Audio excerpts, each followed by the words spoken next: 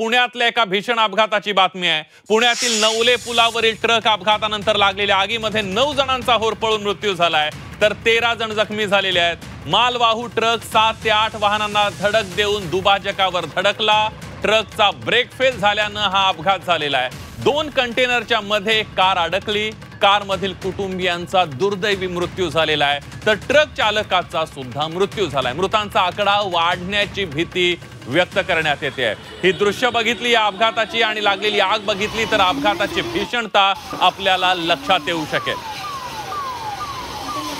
पुण्यातल्या नवले पुलावरील ट्रक अपघातामध्ये लागलेल्या भीषण आगीमध्ये 9 जणांचा होरपळून मृत्यू झालेला आहे।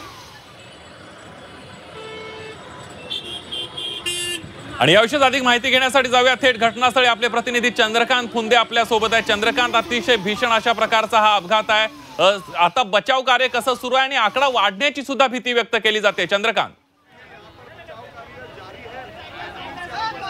होय, आता अजूनही तिथल्या डेड बॉडीज काढण्याचं काम सुरू आहे। ॲम्ब्युलन्स आल्यात बघ, आता स्ट्रेचर आणलेलं आहे, म्हणजे अजूनही एक एक करून डेड बॉडीज निघतात आणि सगळी भीषणता आहे। आपण पाहू शकतो इथं रेस्क्यू ऑपरेशन सुरू आहे। आता क्रेननी ती जो कंटेनर ज्याला आग लागली होती तो इथनं हलवण्याचं काम सुरू आहे पोलिसांकडनं आणि अग्निशमन दलाकडनं।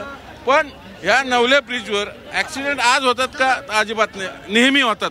आणि इथल्या अपघाताची पद्धत काय आहे तर नेहमी एका वाहनाचा ब्रेक फेल होतो किंवा आउट ऑफ कंट्रोल जातं ते वाहन, ते संबंधित चालकाकडनं ते लागोपाठ सगळे वाहनांना धडका देत पुढे येतं। आजही तसंच झालं, पण आज त्याच्याही पुढे आणखीन एक हे झालं की त्या वाहनांना आग लागली आणि त्यात फॅमिलीज होत्या। म्हणजे आतापर्यंत 6-7 साधारण मृत्यू झालेले आतापर्यंत ह्या सगळ्या ह्याच्यात आणि ह्या सगळ्या गोष्टीत।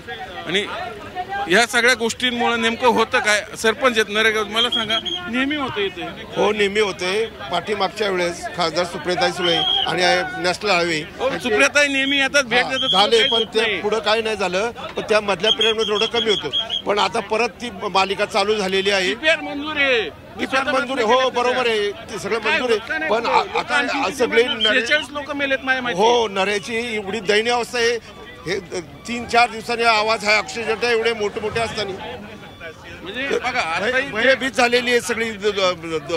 कारण नऱ्याला येताना अक्षरशः कसं जायचं, कारण हायवेची ट्रक हो हो अगदी खरं आहे।